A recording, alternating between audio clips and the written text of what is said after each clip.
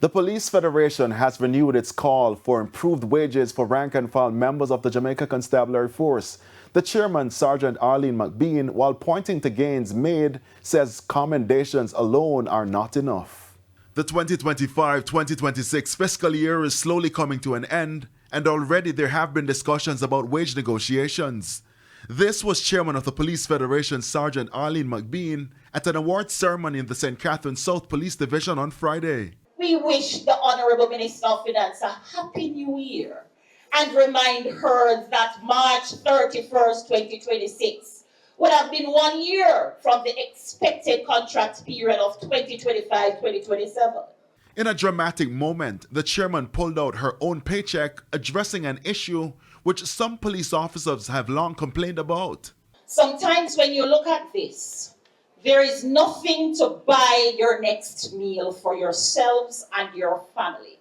And we take it like a champ, and we go out, and we serve, protect, reassure. We go to the inner cities, we go in the gutters to look for the guns, to find the criminals.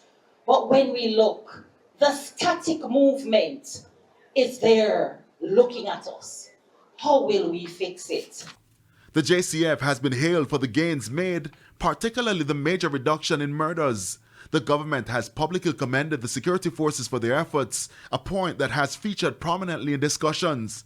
But Sergeant McBean, while acknowledging the commendations, stressed that it must be matched with tangible improvements in compensation. And we're grateful for the resources that the Jamaica Constabulary Force has received.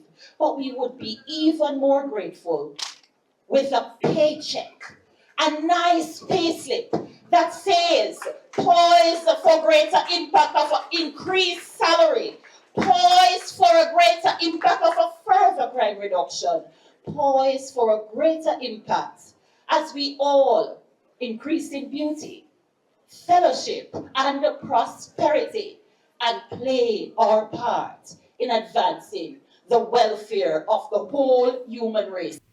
In the meantime, the government recently launched Flexi Work Week in the public sector. The Police Federation says they've yet to be consulted. You have to understand that those who contribute, serving and protecting and reassuring the citizens of Jamaica must be a part of that conversation.